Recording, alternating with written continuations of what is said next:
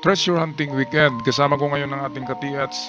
Tinatawag ko na The Korean Army dahil sa kanyang suot na uniforme ng isang Korean Army. Ito daw ay binabantayan nila na bundok. Ito yung historical na mountain na napakataas dito sa Surigao Strait. Nakadungaw ito sa Surigao Strait at napakaganda ng history ng lugar na ito dahil ang bundok na ito ay dinaungan ang baba nito ng isang barge na meron daw hinakot na mga kahon-kahon paakyat dyan. Kaya ang bundok na yan ay tinatarget ng mga treasure hunters. At ngayon nagkataon na ito rin na bundok ang puntahan namin. Sila daw yung caretaker dito. At sabi niya ay merong frog-shaped marker or frog-shaped rock sa itaas nito. Kaya ito ang aming hinahanap.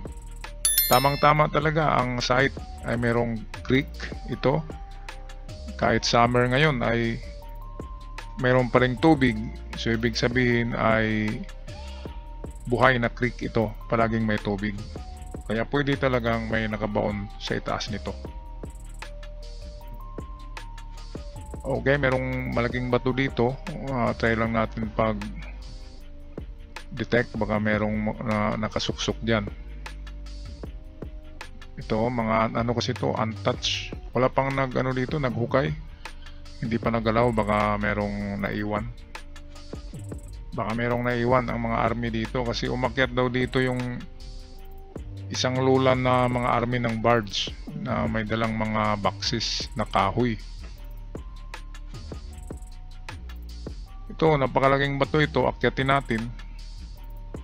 Tingnan natin ang ibabaw, baka mayroong mga tinakipan ng mga malalaking butas. Yan kasi yung style ng Hapon karamihan kapag mga maliit na treasures, individual soldiers treasures, nilalagay yan sa malalaking bato at nilagay sa mga butas na natural or gawa ng kalikasan tsaka tinakipan ng malalaking bato.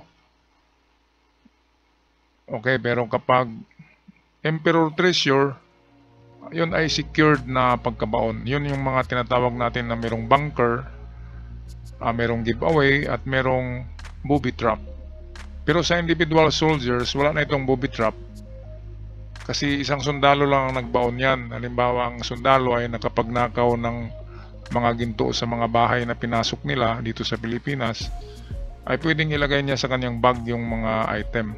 At pag nagkataon ay ibabaon niya yan sa mga lugar na maganda ang mga markers na natural. Katulad nito, mataas na bundok at mayroong malaking bato nakaharap sa dagat. So napakaganda. Lalo na kapag nakaharap sa east ang pagbaon nila. Yan ang maganda na direksyon ng east. Okay, so tuktok na kami ng bundok. Ito na, malapit na yata. Ay, ayan na nga oh. Kita nyo yan mga katiyats. Ayan oh, palakang-palaka talaga. Nakadungaw siya sa papuntang baba. Meron siyang legs, merong bibig at meron siyang mata. Side view.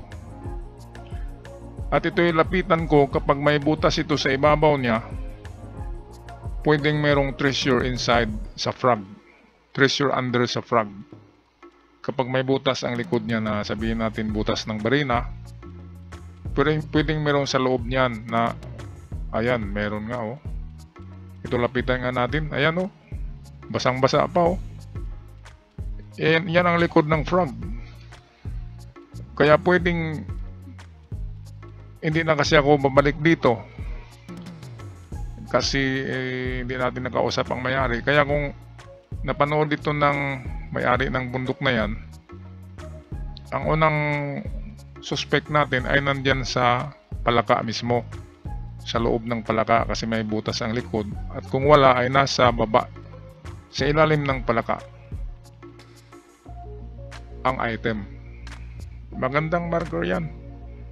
Lalo na nakadungaw talaga, nakatingin doon no, sa unahan. Puntahan nga natin yan kung ano yan yung tinitingnan nito. Kasi kapag ganyan, palaka, pagong, turtle, meron talagang mga countersign. Meron mga tinitingnan yan sa unahan. Ito, malaking bato rin yung tinitingnan niya.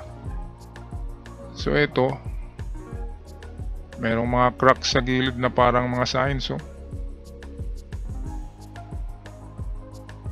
merong mga square holes. Nagugutom na kasi ako dito, kaya hindi ko na nilabas ang gagamitan ko rito. Sobrang gutom na. At babalikan namin to mamaya. Ito yung nilapitan ko. Ang hugis pala ng bato na ito, kulay puti na bato ito, ay hugis chevron or kalasag or shield. Yung kalasag ng ng mga mandirigma noon, yung shield. Yan yung hugis niya, at sa personal kulay puti yan na bato. Kaya pwedeng siya ang final marker sa binaon dyan. Yan yung tinitingnan ng palaka. Yan, ang ganda ng pagkahugis oh. At merong ilong pala oh. Kita nyo yun? Merong ilong ng tao na nakaharap paitaas.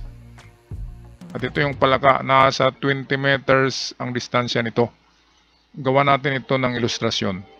Okay mga katiyats, itong ginawa kong ilustrasyon ng frog marker na ito. Akin ito ibinahagi. Ito'y na-vlog ko na noon 3 years ago. Ang pag-vlog ko nito at akin ginawa na private ang video na yon, at hindi yun nakikita kasi na copyright yun. Ewan ko kung bakit na copyright. Akin naman to original na video. Siguro dahil sa music na ginagamit ko. Meron kasing mga scammer dyan na nagbibigay ng free music na hindi raw copyright, pero after 1 year ay mag-claim na sila ng copyright sa YouTube, at yung sweldo ay mapunta sa kanila imbis na sa akin. Kaya malaki ang aking subscribers, pero ang kinikita ko ay napakaliit na revenue dahil sa napasok ako ng mga hackers sa YouTube. Yan ang totoo, kaya binalik ko ang ibang video na maganda. Okay, so ito yung palaka. Palakang palaka talaga yan, no? At mayroon pang legs na gaganyan yan, no? Andin ito yung kanyang mata. At ang pagtingin niyan ay dito yan nakatingin sa southwest. Ayan, southwest. Ang maganda nito, sa likod nito mismo dyan, no? Kaya kung makakita kayo ng mga frog marker na sabihin natin ganito, na batuan din may butas sa likod niya, o kahit yung pagong marker na nagaganyan, na hugis pagong na bato na may butas din ng likod, lahat ng yan ay treasure under. Ang kahulugan nasa baba lang niya, nasa baba lang ng frog or pagong kapag may butas ang likod. Ngayon ang maganda dito kasi ang frog na ito ay meron, no? Ito nakita nyo kanina sa video. At makikita nyo, ayan o, nag-absorb ang tubig. Ibig sabihin, ay baka halo ang loob nito. Kasi ito nag-absorb siya ng tubig. Oh. May butas ang likod, kaya pwedeng sa loob lang ng bato na ito, pwedeng giveaway. Ngayon, hindi ko na kasi ito nabalikan. Kasi ang layo-layo, ang taas-taas ng bundok.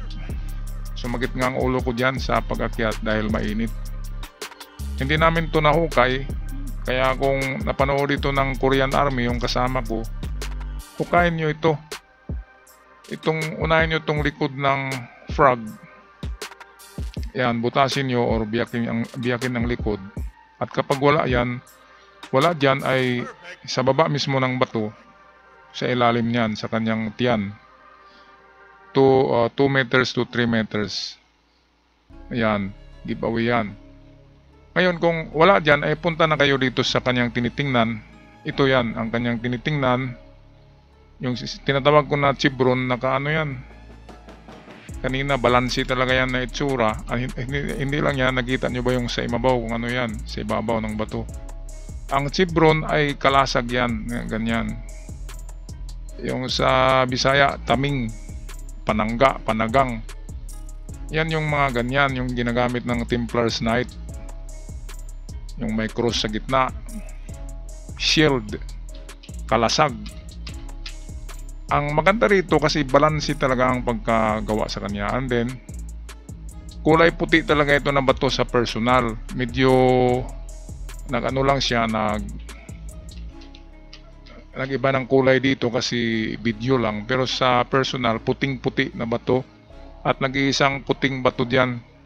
At hindi lang yan itong ibabaw. Ito, kung tingnan mo sa ibabaw yan, mga square holes ang nariyan. Pero sa personal pala ay ulo pala siya ng tao. Tingnan nga ito, close up. Merong mata. Ayan, ito yung kanyang noo, ilong. Nakahiga siya na ulo. So ang tinitingnan niya ay langit. 'Di ba? Pero wala namang treasure sa langit. Kaya pwedeng opposite, going down, or baka tinakip lang itong kalasag.